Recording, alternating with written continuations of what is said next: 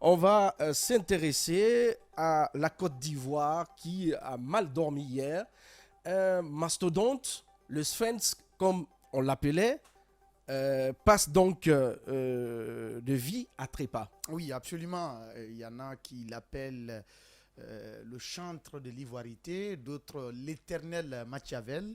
On veut bien entendu parler de l'ancien président ivoirien, Nari Konan Bédié, qui a dirigé ce pays de 93 à 99, et bien, qui est resté un des acteurs clés de la vie politique ivoirienne jusqu'à son décès hier. Une triste nouvelle pour ce grand pays, la Côte d'Ivoire. Henri Konan Bédié était là, en tout cas, quelqu'un un élément clé dans la vie active de la Côte d'Ivoire. C'est ce président qui a succédé justement au Félix Houphouët-Boigny, le premier président, le père de l'indépendance ivoirienne. On le dit même, on dit c'est le fils de Bédié. Eh bien, il a marqué son temps, comme je le disais tantôt. La mort est un fruit amer que tout le monde goûtera, qu'on le veuille ou pas. Bédié nous a quittés en étant constamment présent sur la scène politique parce que son parti, il ne l'a jamais lâché. Il a même été récemment porté à la tête du même parti, dans la reconquête, dans une certaine dynamique de reconquérir le pouvoir. Et en 2010, vous vous souvenez très bien, il a été l'un des acteurs clés de la formation de cette coalition qu'on a appelée la coalition RHDP, les héritiers du trône, justement les héritiers de Houphouët-Boigny, qui ont aidé Ouattara, n'est-ce pas, à occuper le fauteuil présidentiel.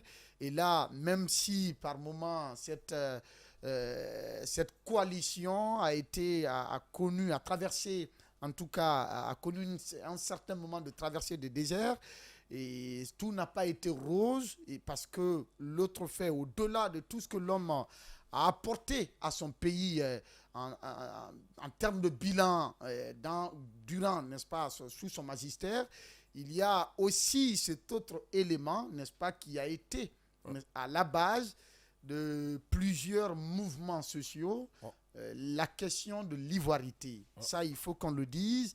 Ça a été un fait, comme on aime à le dire, la vie de chaque homme est entachée d'assez d'irrégularités. La perfection n'est que divine.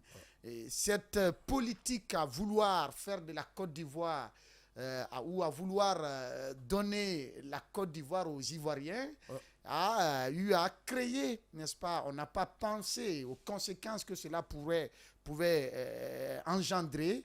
Et finalement, on a vu ce qu'on a vu. Pour nous qui avons connu ce pays, pour nous qui avons séjourné longuement et plusieurs fois dans ce pays, on sait ce que le concept ivoirité a créé, oui. N'est-ce pas, dans la sous-région, parce que toutes les autres nationalités, notamment les pays voisins de la Côte d'Ivoire, qui venaient, ces ressortissants qui venaient à s'installer en Côte d'Ivoire, faisaient face à d'énormes difficultés. Eh bien, il y avait par moments même ce qu'on peut dire, entre guillemets, de la chasse à l'homme pour pouvoir se maintenir dans ce pays. On avait l'impression par moments que des nationalités, ou en tout cas des ressortissants étrangers en Côte d'Ivoire, n'avaient pas le droit de vie, n'est-ce pas, dans ce pays-là. Est-ce que cette posture-là ne viendrait pas de ses origines? Henri Konan Bédié, prince, pas héritier, mais on va dire, cette coutume-là dans cette vie ivoirienne, à un moment, on le prenait pour un communiste, entre autres, quoique il ne se le réclamait pas. Mais est-ce que ça ne viendrait pas de là? Moi, pas forcément pour ceux qui analysent un peu la sociologie de la Côte d'Ivoire. C'est difficile pour moi de le dire. C'est vraiment difficile pour moi de le dire parce que vous avez ce grand pays qui a plus de 60 ethnies, 60 groupes ethniques. D'accord? Et donc, il y a par endroits, on parle des BT qui sont des puissants. Il y a même des Baoulés. Il y a beaucoup d'autres groupes. Il y a des Djula qui ont été considérés. Justement là, ce sont ces Djula qui ont été considérés et qui sont vers le nord. Qui sont vers le nord, qui ont été considérés par moment comme étant des étrangers. Et nous, il faut le dire, à l'époque, tous les étrangers d'ailleurs qui venaient en Côte d'Ivoire étaient appelés les 3 pieds. Et donc les 2 pieds plus l'engin qui t'a conduit en Côte d'Ivoire, on t'appelle 3 pieds. On a connu cela, mais c'est la vie, c'est aussi ça la vie. Et il ne faut pas oublier que cet homme, en tout cas, comme à l'image d'un certain Donald Trump, parce que cette politique, en tout cas d'appartenance à son pays, le nationalisme, comme certains disent, béant. Comme certains le disent, ce tout concept à l'image un peu d'un certain Donald Trump, qui a redonné cette dignité, cette confiance, ce sens du patriotisme élevé à certains Américains. Bédié en a été aussi pour d'autres Ivoiriens, qui l'a permis à la Côte d'Ivoire de vivre dignement, ou aux Ivoiriens de vivre dans la dignité, de se sentir vraiment dans leur propre pays. Eh bien, aucun étranger ne pouvait, ou en tout cas, gagner sur un Ivoirien de souche. Et donc, cela a été salué. Mais au-delà de tout, l'homme, finalement, comme c'est que nous sommes en train de vivre aujourd'hui, il a été déposé à la suite justement d'un coup d'État qui a été perpétré par le général Guy Robert. Eh bien, voilà une autre situation qui sévit jusque-là dans notre sous-région. Faut rappeler que c'est à cause de Guy Robert que Henri Konan Bédié a surnommé Laurent Gbagbo le boulanger d'Abidjan pour avoir roulé dans la farine le général Guy Robert. Moi, rapidement, sur Henri Konan Bédié, sur la place qu'il occupe dans le landerneau politique en Côte d'Ivoire, il faut quand même savoir que on perd un grand élément, on perd un Manitou, parce qu'il a été de tous les fronts pour ce qui est des joutes électorales. Soit il s'était présenté, soit il était en association, et il s'apprêtait même pour les échéances électorales de 2025 à faire front commun avec Laurent Gbagbo face à Alassane Ouattara, bien entendu s'il se présente, même s'il ne s'est pas affirmé d'abord. Mais ce qu'il faut retenir de Henri Konan Bédié rapidement, c'est qu'à la base, c'est un anticonformisme, parce qu'on sait qu'à l'université de Dakar, si j'ai bonne mémoire, où il devrait aller... été refusé. On l'a refusé, l'intégration, parce qu'on estimait que c'était, entre guillemets, un élément subversif, un peu comme Sékou Touré, à qui on a refusé de continuer ses études parce qu'on estimait qu'il avait des idées un peu trop radicales, et qu'il ne fallait pas lui donner la possibilité de continuer ses études pour ne pas qu'il devienne un problème. Sauf que, comme on l'a dit, né prince, naturellement ses familles en ont les moyens, tout le monde a cotisé pour le permettre d'aller en Europe, notamment en France pour continuer ses études, où il a fait quand même la faculté de droit, ce qui est intéressant à savoir. Maintenant, sur la question de l'ivoirité, parce que c'est important de le préciser, il laisse un autre héritage à la Côte d'Ivoire, même s'il faut préciser qu'il n'est pas le premier à parler de la notion d'ivoirité. Il y a eu bien avant la question d'ivoirité qui a été prononcée par notamment des professeurs, des enseignants, mais qui le prenait sous un autre sens. L'ivoirité, cette part-là, il faut savoir la saisir. Absolument. L'ivoirité, c'est comme si d'aucuns disent je suis guinéen. Je suis guinéen.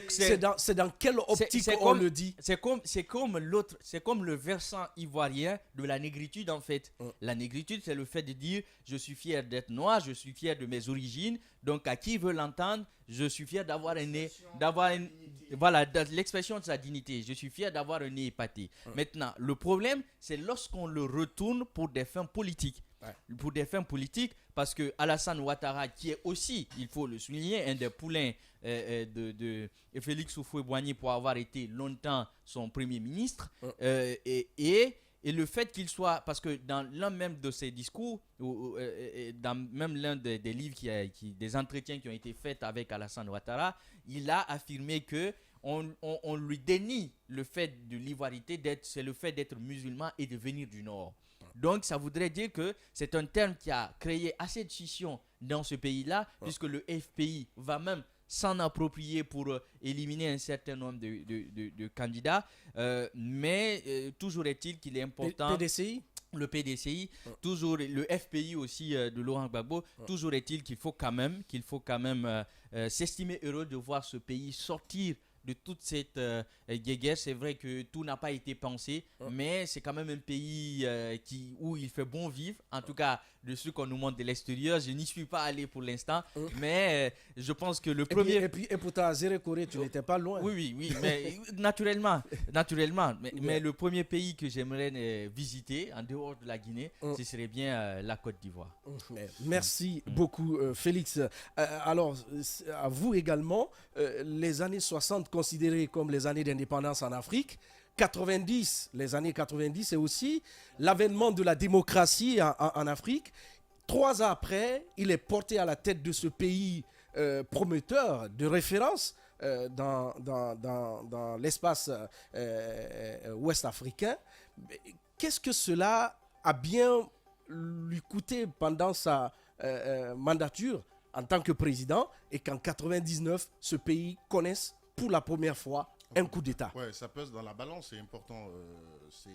Ces questionnements, ce qu'il faut noter de Bédié, c'est qu'en réalité, la Côte d'Ivoire perd un grand temps parce que il fut parmi les premiers intellectuels lors des indépendances, pendant les indépendances. Il faut noter déjà qu'à l'âge de 26 ans, il était déjà ambassadeur de la Côte d'Ivoire aux États-Unis. Donc, vous voyez déjà le parcours qui a commencé en tant que très jeune, en tant que 26 ans déjà, vous êtes un grand diplomate. Ça, je crois que c'est un grand mérite.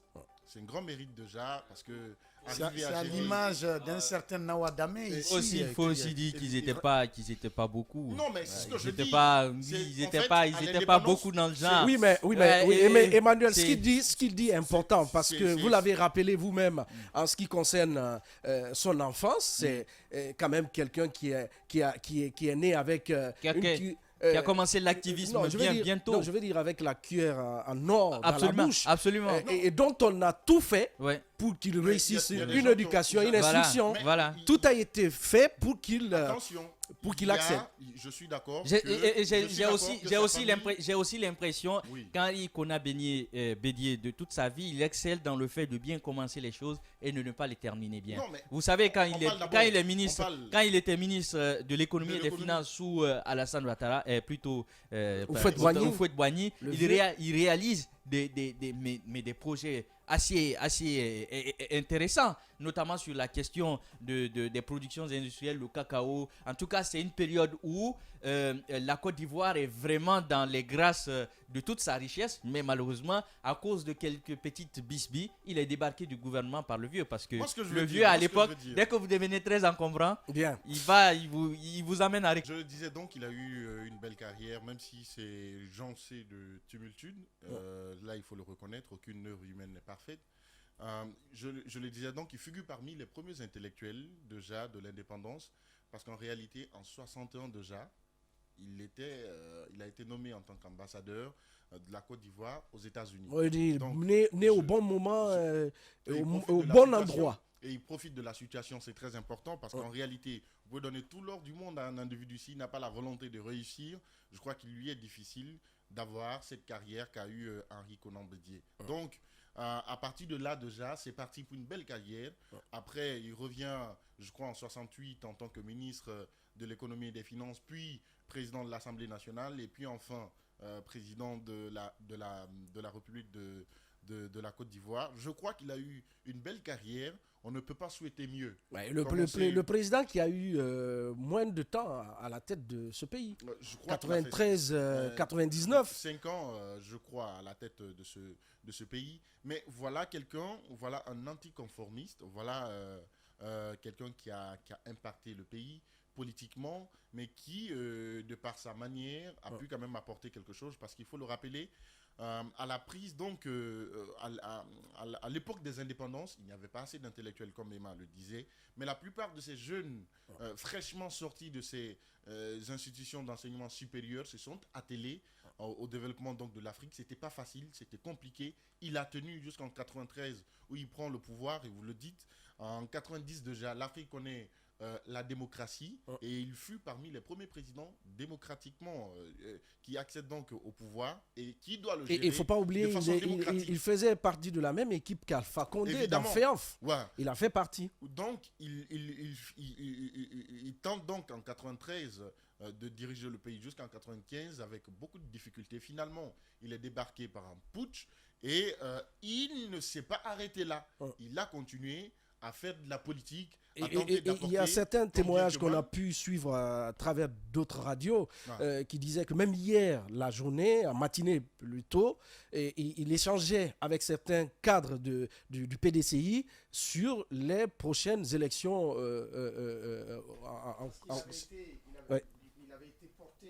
Mon micro, il avait été porté à la tête de son parti au mois de mars dernier, si j'ai bonne mémoire. Et donc, il était vraiment dans la perspective de se présenter aux prochaines élections en 2025 en Côte d'Ivoire. Aujourd'hui, hier, après, à la suite justement de sa mort, que sa résidence d'ailleurs était inondée de personnes. Comme vous le savez très bien en politique, au moment où on cherche quand un leader politique de son rang décède, au moment où certains, n'est-ce pas, sont consternés par la situation, il y a d'autres déjà qui sont dans la lutte, dans la guerre des successions. De succession et de classe. C'est la grande question qui se pose aujourd'hui. Qui va désormais succéder à Henri Konan Bédié à la tête du PDCI? Est-ce qu'il a eu à préparer un dauphin qui malheureusement non. C'est malheureusement pas le cas. Voilà. Parce que s'il a été porté comme candidat pour l'élection de 2025, il n'y a pas eu de choix. Et c'est ce que j'ai envie de lui reprocher. Mais est-ce que justement, je vais te poser cette question. Est-ce qu'il était né au bon moment et au bon endroit? Au bon moment, au bon endroit, c'est-à-dire, je ne comprends pas le sens de... Pour sa carrière politique. Oui, pour sa carrière, non, mais là-dessus, il n'y a pas de question à se poser.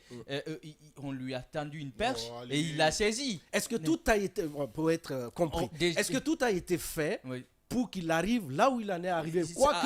Quoique, il a eu une vie quand même aisée, plus ou moins aisée. Plus ou moins aisée, mais dans l'exercice du pouvoir, cela n'a pas été beaucoup plus matérialisé. Absolument, c'est ce que je disais tantôt. Est-ce qu'il a été au bon endroit au bon moment? Je suis parfaitement d'accord parce qu'il y a plusieurs perches qui lui ont été offertes, notamment lorsque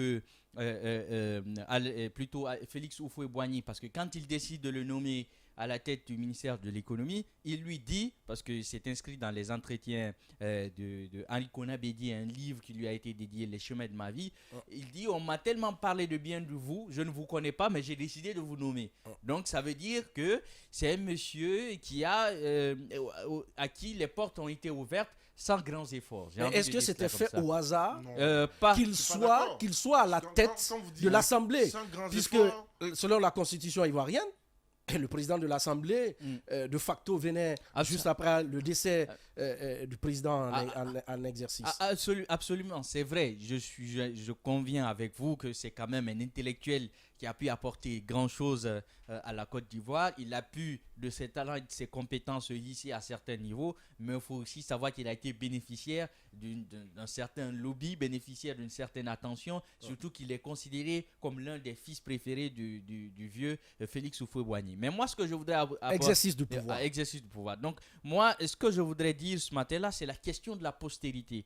Parce que rien n'est plus important pour un homme que lorsque vous avez planté un arbre qui continue à porter des fruits même après vous. Est-ce que Henri Konan Bédié l'a fait? Point d'interrogation. Est-ce que le PDCI va continuer à vivre de manière unifiée? Parce qu'il ne faut pas oublier ou perdre de vue que dernièrement, beaucoup d'entre eux ont quitté le PDCI pour rejoindre le RHDP d'Alassane Dramane Ouattara.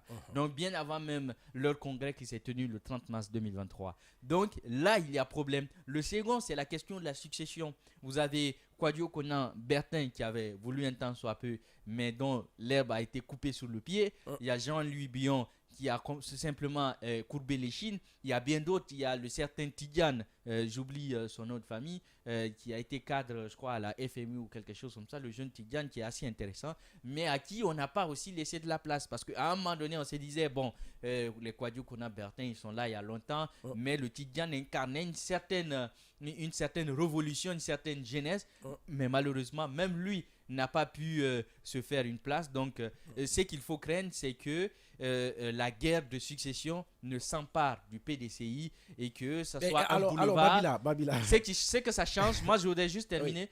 Que ça change dans le landerneau politique, c'est que désormais, c'est un obstacle de moins pour Alassane Ouattara. Mais c'est la question que j'allais poser à Babila. Oui. Est-ce que on peut dire que pour Alassane Ouattara, quelque chose malheur est bon?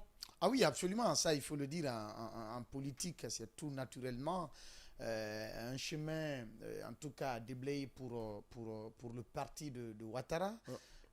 Mais il ne faut pas oublier, Laurent Gbagbo se réinvente de mieux en mieux avec son parti panafricain de Côte d'Ivoire. Et donc, c'est vrai, c'était le trio, n'est-ce pas, politique qui... durant plusieurs décennies, ont imposé leur suprématie dans l'arène politique ivoirienne. Donc ça, il ne faut pas l'oublier. Il y avait d'un côté Henri Konan Bédié, qui était d'ailleurs cette vieille marmite dans laquelle tout se cuisinait. Et donc tout partait de lui. En fait, c'est lui qui convoquait les autres. Tout le monde venait chez lui. Et donc c'est lui qui donnait des orientations. C'est lui qui unifiait les gens. C'est lui qui prenait... en tout cas, le devant toutes les fois qu'il y avait lieu vraiment de réunir les oufouistes. Et donc, aujourd'hui, lui, il s'en est allé. Voilà deux autres anciens qui sont là.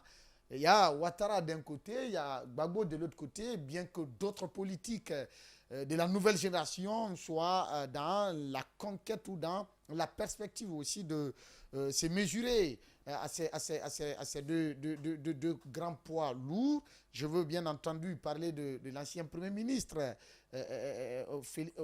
comment on appelle, Soro Guillaume, qui, malgré ses ennuis judiciaires aujourd'hui avec les autorités ivoiriennes, c'est quelqu'un qui a une certaine assise aussi au sein de l'opinion publique ivoirienne. Ça, il faut pas l'oublier.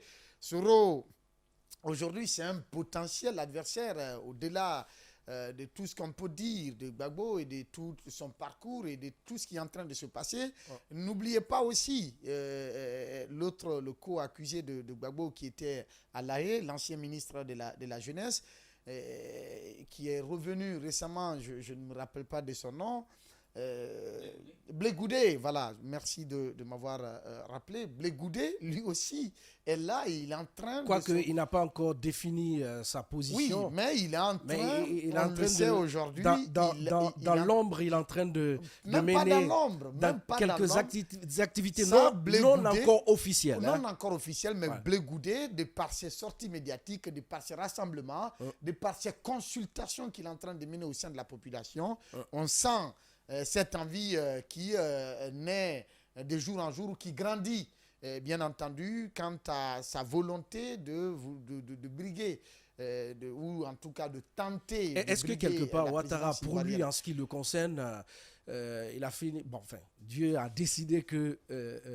est-ce qu'il a fini d'égrener ses potentiels dauphins? Pas du tout. Pas du tout. Ouattara, il a suffisamment d'éléments sous la main. Surtout que, c'est pas bien de le dire, mais le fait que Henri Konan Bédié passe de vie à Tripa le facilite la tâche s'il a envie d'être président en 2025. Pas du tout. Quelque part... Oui, lui facilite la tâche parce que la candidature de Laurent Gbagbo est encore entre parenthèses, puisque la question même du fait qu'il puisse... être électeur, parce que pour être éligible, il faut d'abord être électeur. La question se pose, il ne figure pas dans la liste électorale puisque, étant sous le coup d'une condamnation, c'est la grâce qu'on a prononcée et non l'amnistie. Donc il y a ce contentieux. Là aussi, il y a un débat parce que tout simplement, il a été condamné alors qu'il était par devant de la Cour pénale internationale. Oui, mais un accusé qui se trouve devant la Cour pénale internationale. En attendant que tout soit éclairé, vous savez comment la politique fonctionne en Afrique. Et surtout la justice Idriss, Et voilà, qui il y a reste le moteur. Absolument, il y a des moyens d'écarter Ouais. des candidats. Donc, si on a utilisé un moyen Tu veux parler du scénario Sonko, par exemple? peut-être le scénario Sonko. Si on a écarté Laurent Gbagbo, en tout cas a priori, à travers cette manœuvre-là, mais aussi Henri Konan Bédié qui vient de passer de vie à Tripa, ça voudrait dire que c'est un autre boulevard ouvert pour Alassane Ouattara, parce que qu'ils je ne le le dis, prennent pas aussi pour acquis. Hein. oui, Voilà, oui, donc, naturellement, mais pas parce que je le dis encore, l'autre gros problème de nos leaders en Afrique, c'est qu'ils ont beau occuper des postes comme Félix était en train de parler en étant jeune, ils ont beau réaliser plein de choses, le seul problème avec eux, c'est qu'ils n'ont pas la faculté de préparer un bel héritage. Ouais. Et ça, très malheureusement, le PDCI, malgré sa grande force, va continuer à s'effriter si rien n'est fait, parce qu'aujourd'hui, rien que les cadres ne s'entendent pas, parfois même sur les dates de congrès. Le congrès qu'il avait porté à la tête en mars était prévu au prime abord en octobre 2022. La fixation de cette date-là avait créé des problèmes. Il était obligé de constituer un comité de crise à Daoukro pour venir en parler. Donc, les leaders, encore une fois, c'est un autre exemple, à la fois en Guinée, à Cellou Dalein, à Sidia Touré, avant de quitter vos partis, avant que la vie nous prenne, il y a de préparer la relève.